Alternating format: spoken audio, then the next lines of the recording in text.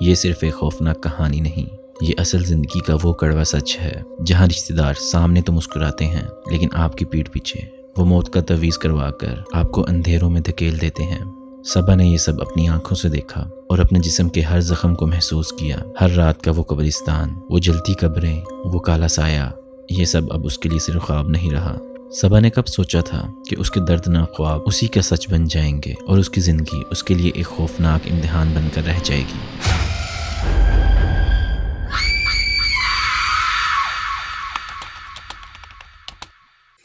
کالا جادو اور رسد کا ایک ایسا واقعہ جو کہ آپ کی روح کو کانپنے میں مجبور کر دے گا۔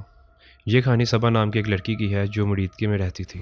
صبا کی زندگی بھی عام زندگی کی طرح تھی، وہ بہت خوش تھی۔ وہ جوائنٹ فیملی میں رہتی تھی جس میں اس کے ممی ابو اور اس کے 2 بہن بھائی تھے، اور دوسری طرف ہی ان کے چچا اور چچی تھے اور ان کے بچے تھے۔ شروع میں تو سب کچھ بالکل ٹھیک تھا، لیکن کچھ سال بعد جب صبا کی منگنی ہوئی تو اس کے ساتھ کچھ عجیب واقعات پیش آنے لگے۔ پہلے تو ان کے گھر والوں کو کچھ سمجھ نہیں آیا کیونکہ صبا کی طبیعت اچانک خراب ہونے لگی، لیکن ٹیسٹ کروانے میں بھی کچھ پتہ نہیں چلتا تھا کیونکہ رپورٹ بالکل صحیح ہوتی تھی۔ ایسے ہی وقت گزرنے کے ساتھ ساتھ صبا کے ساتھ پیرانارمل ایکٹیویٹیز ہونا شروع ہو گئی۔ کبھی اس کے کمرے کا دروازہ خود بخود کھل جاتا اور کبھی اس کو اپنے کپڑے پھٹے ہوئے ملتے۔ ابھی تک صبا نے اس کے بارے میں اپنے گھر میں کسی کو نہیں بتایا تھا، لیکن پھر ایک رات جب صبا شیشے کے سامنے کھڑی تھی تو اس کی اچانک سے آنکھیں پلٹ گئیں، تو وہ ڈر کے اپنی امی کے پاس آئی اور ان کو سب کچھ بتایا۔ صبا کی امی نے قرآن پاک کی کچھ آیات پڑھ کے صبا پہ پھونکنا شروع کیا تو وہ زور سے چلانے لگی، اور چلاتے ہوئے اس نے اپنے ناخنوں سے اپنے منہ کو نوچنا شروع کر دیا، اور اسی دوران اس کے جسم میں ناخنوں کے نشان خود بخود آنے لگے۔ یہ سب دیکھ کے صبا کے ابو نے اپنے ایک دوست کو بلایا جو کہ ان چیزوں کا علم رکھتا تھا۔ اس نے گھر آتے ہی کہہ دیا کہ آپ کی گھر میں بندش ہے، آپ کی لڑکی پہ کسی نے کالا جادو کیا ہوا ہے۔ پھر اس نے صبا کے کمرے کو چیک کیا اور اسے واش روم کی کھڑکی پہ ایک تعویذ ملا، اور باقی جگہوں پہ دیکھنے کے بعد اسے دوسرا تعویذ صبا کے تکیے میں ملا۔ تو جب انہوں نے ان تعویذوں کو کھولا تو وہاں پہ صبا اور اس کی امی کا نام لکھا ہوا تھا، اور لکھا تھا کہ تم مر جاؤ۔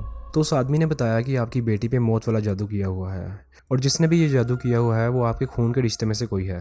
اس دن کے بعد سے صبا کی حالت مزید خراب ہوتی گئی، اور اسے روز رات کو ایسے خواب آنے لگے جیسے وہ ایک قبر کے اندر ہے اور اسے آگ میں جلایا جا رہا ہے، اور کبھی اس کو ایسا خواب آتا کہ جیسے وہ خون میں لت پت ہے اور گھر میں چکر لگا رہی ہے۔ اب صبا کو ہر وقت ایسا محسوس ہوتا جیسے کسی اور کی روح اس کے جسم میں رہ رہی ہو۔ ایک رات جب گھر میں سب لوگ سو چکے تھے تو صبا کا سر ایک دم بھاری ہونے لگا، اور اسے ایسا محسوس ہونے لگا جیسے اسے کسی نے نشہ آور چیز کھلا دی ہو، اور اس کی آنکھیں اپنے آپ بند ہو گئیں، اور جب اس کی آنکھیں دوبارہ کھلی تو وہ اپنے بستر پہ نہیں تھی، اس کے پاؤں کیچڑ میں تھے، اور جب اس نے سامنے دیکھا تو اس کے رونگٹے کھڑے ہو گئے۔ وہ ایک قبرستان کے بیچ میں اکیلی کھڑی ہوئی تھی۔ وہ ڈرتے ہوئے اپنے آس پاس قبروں کو دیکھ رہی تھی، اور ہر قبر پر ایک نام لکھا ہوا تھا جس میں اس کے گھر والوں کے نام لکھے ہوئے تھے، اور ایک قبر ایسی بھی تھی جس پہ صبا کا اپنا نام لکھا ہوا تھا۔ یہ دیکھ کے صبا اپنے گھٹنوں کے بل بیٹھ گئی۔ وہ اس قدر ڈر چکی تھی کہ اب اس کی آواز بھی نہیں نکل رہی تھی۔ تبھی اس کے کان کے پاس ایک آواز آئی کہ اب تم نہیں بچو گی، ہمیں اپنا کام پورا کرنا ہے۔ صبا نے جب پیچھے مڑ کے دیکھا تو اس کے پیچھے ایک عورت کھڑی ہوئی تھی جس کا چہرہ بالوں سے ڈھکا ہوا تھا، اور اس کے ہاتھ میں وہی تعویذ تھا جو صبا کے گھر سے ملا تھا۔ صبا ڈر کے مارے اس عورت سے دور بھاگی، لیکن آگے جھاڑیاں ہی جھاڑیاں تھیں۔ صبا کے پاؤں کانٹے لگنے کی وجہ سے زخمی ہو گئے، لیکن وہ پھر بھی لگاتار بھاگتی رہی۔ لیکن نہ تو وہ قبرستان ختم ہو رہا تھا اور نہ ہی وہ جھاڑیاں۔ ایسے لگ رہا تھا جیسے وہ گھوم کے اسی جگہ پہنچ جا رہی ہو، اور جیسے کسی نے اس جگہ پہ اس کو قید کر لیا ہو۔ پھر ایک جھاڑی میں سے سایہ نکل کے صبا کے پاس آیا، اور وہ اس قدر خوفناک تھا کہ صبا دیکھ کے زمین پہ گر گئی، اور اس کا جسم ٹھنڈا پڑ گیا اور وہ وہاں پہ بے ہوش ہو گئی۔ تو جب اس کی آنکھ کھلی تو وہ اپنے کمرے میں تھی جہاں اس کی امی اس کے سر پہ قرآن پڑھ رہی تھی۔ صبا چیختی ہوئی اپنے بستر سے اٹھی اور اس نے سب کچھ بتانا شروع کیا، وہ قبرستان، وہ قبر، اور وہ کالے لباس والی عورت جس کے ہاتھ میں وہی تعویذ تھا۔ یہ سب سن کے صبا کی امی کا رنگ اڑ گیا، اور وہیں اس کے ابو بھی خاموش بیٹھے ہوئے تھے اور سوچ رہے تھے کہ اب اس کا حل کیا کیا جائے۔ پھر ایسے خواب آنا روز کی بات ہو گئی۔ ایک رات صبا کو خواب آیا کہ وہ جنگل میں بھاگ رہی ہے، اور اس کے پیچھے اس کے گھر والے بھی بھاگ رہے ہیں، اور ان سب کے چہرے سیاہ تھے اور ان کی آنکھیں خون آلود تھیں۔ اور جب صبا نیند سے اٹھی تو اس کا چہرہ سوجا ہوا تھا جیسے اس کو کسی نے مارا ہوا ہو، اور اس کے دونوں بازوؤں پہ نیلے نشان پڑے ہوئے تھے۔ ان لوگوں کو سمجھ نہیں آ رہا تھا کہ وہ تعویذ نکالنے کے بعد یہ چیزیں صبا کا پیچھا کیوں نہیں چھوڑ رہی۔ تو ان لوگوں نے دوبارہ پورے گھر کو اچھے سے دیکھنا شروع کیا کہ کہیں کوئی تعویذ چھوٹ نہ گیا ہو۔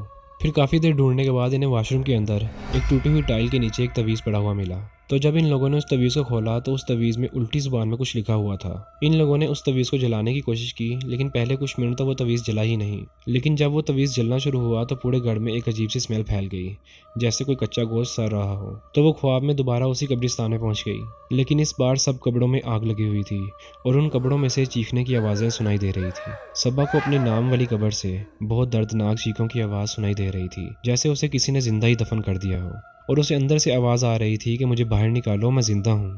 تبھی اچانک وہ قبر اندر سے پوری کھل گئی اور اس میں سے ایک کالا سایہ باہر آیا۔